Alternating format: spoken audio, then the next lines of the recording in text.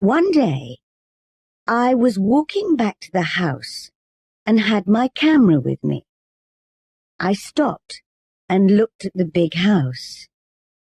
Mr. Duncan was working in the garden in front of it. At first, he didn't see me. I'm going to take a photograph of the house, I thought. The sun is in just the right place, and it will make a good picture. I looked at the building through my camera and took the photograph. Mr. Ross was coming out of a door. He was in my picture too, and he looked angry. That's all right, I thought. It's still a good photograph. But Mr. Duncan was running across the grass. He came quickly up to me and said, "Give me your camera." He looked very worried. "What's wrong?" I asked in surprise.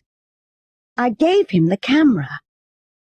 "Never take photographs of Mr. Ross," he said. And then he opened the back of my camera and took out the film. "Hey! What are you doing?" I said. "You'll spoil my film." But he didn't stop. "Sorry," he said, and he put the film into his pocket. "But no pictures of Mr. Ross. He doesn't like people to take pictures of him." Mr. Ross was watching us.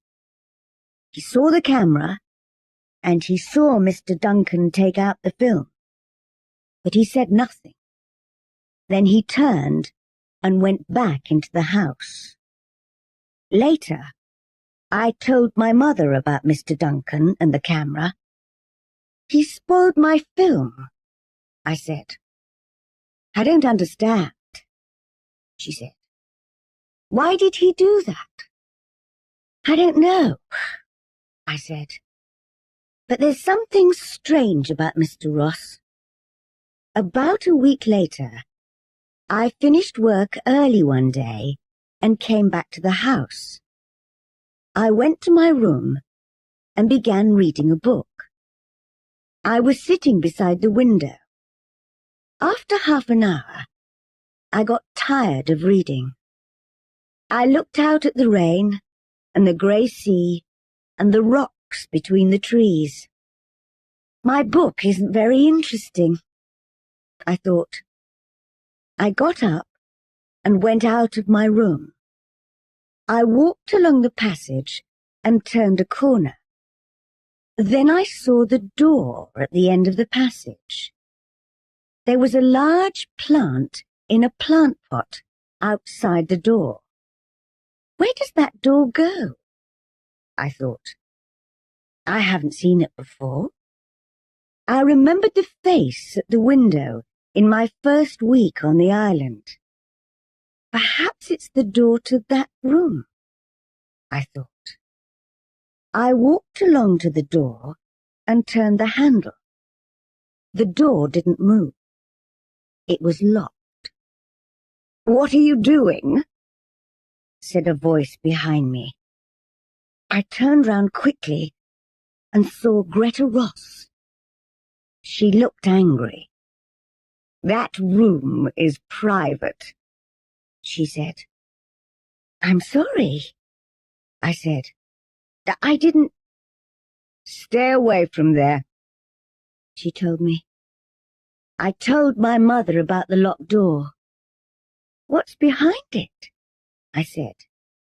"Is it a secret?" "I don't know," said my mother. "It doesn't matter. Mr. Ross can have locked rooms if he wants them."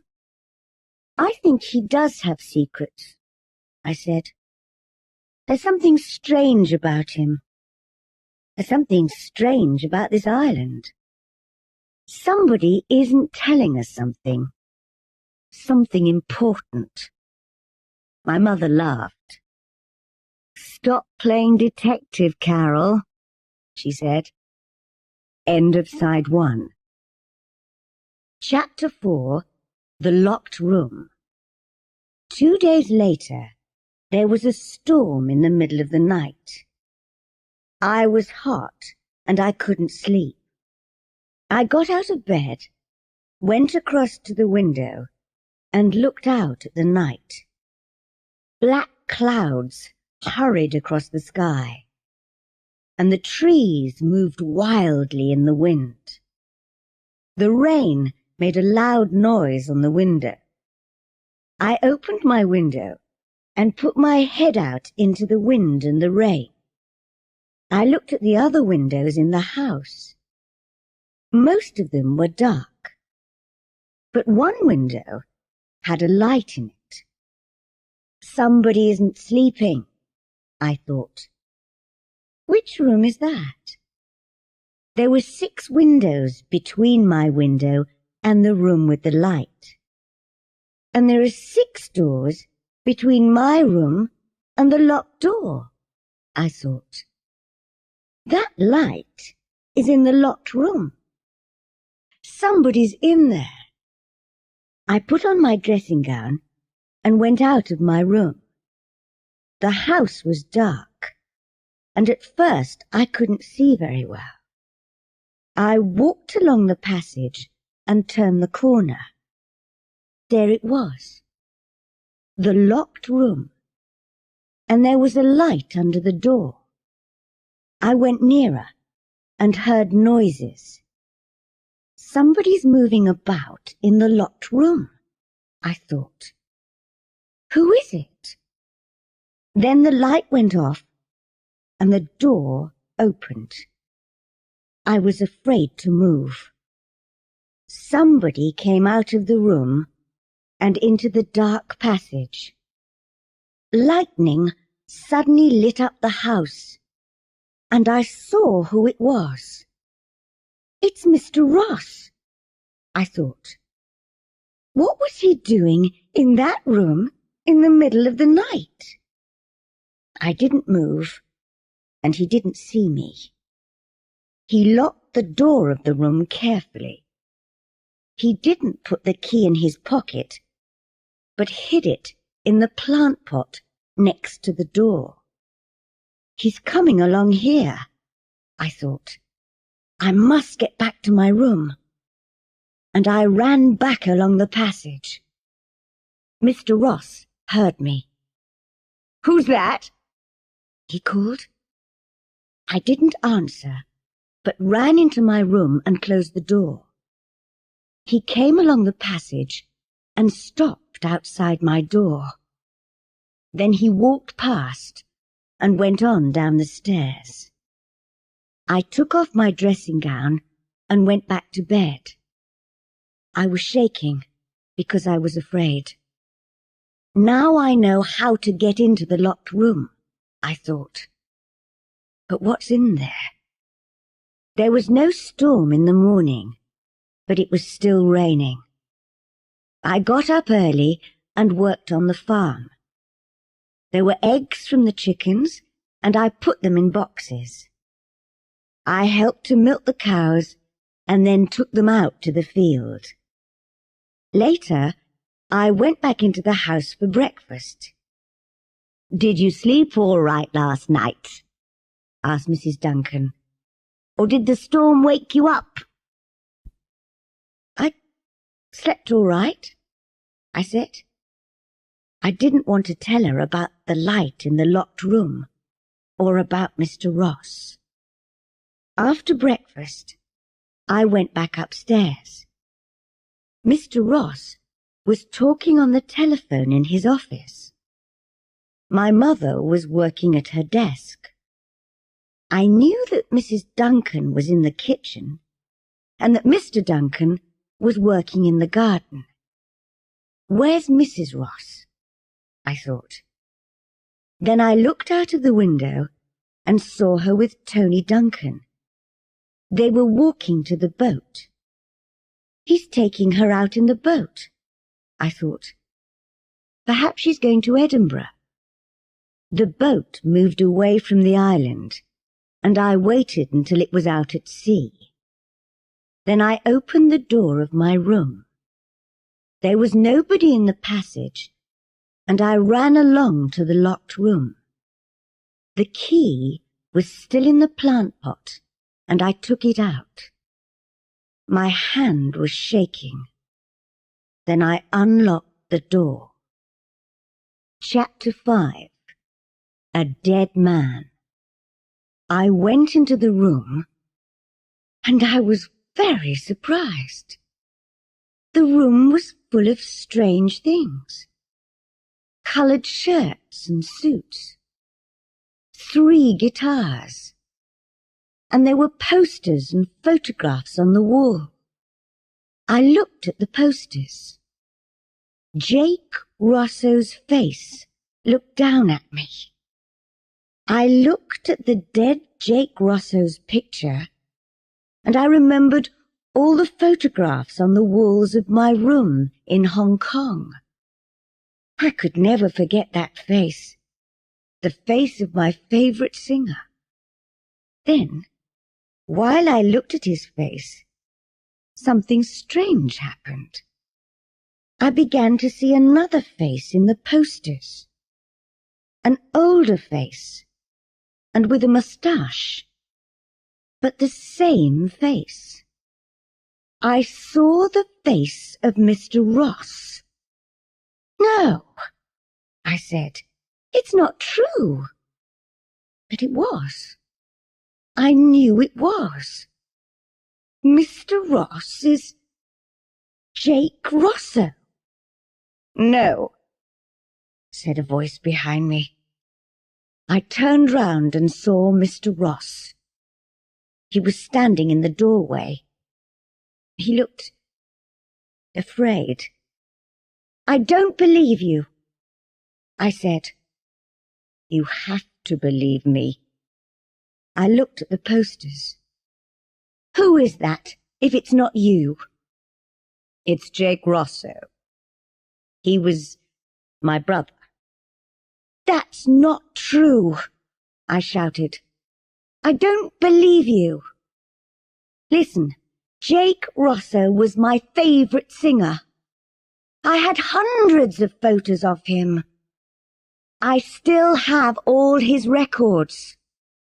I loved him. Do you understand? Thousands of people loved him." "He's dead," Mr. Ross said quietly. "No!" I shouted. "You're Jake Rosso. You look different now, yes. You've got short hair. You've got a moustache now, and you wear glasses. But you're Jake Rosso. You were my favourite pop star, so I know." Mr. Ross said nothing and watched my face. He doesn't know what to do, I thought. He knows I don't believe him, and he's afraid. Then he said, "It was you in the passage last night, wasn't it?" "Yes," I answered. He looked angry. "I was wrong to give your mother a job," he said. "I thought it was okay because you came from Hong Kong, and I needed help with my work. I needed a good secretary." "Does your other secretary know who you are?" I asked. "Do the other people on the island know?" Mr. Ross didn't answer, but walked across to the window. He was thinking. What's he going to do? I thought. Then he turned round. "Okay, you're right. I am Jake Rosso." "I knew it." He looked worried and unhappy. "Can you keep a secret? A very important secret?" I thought for a minute, then I said, "Yes, I can keep a secret." Then he told me. "The other people on this island are my family." "Your family?" I said. "Yes.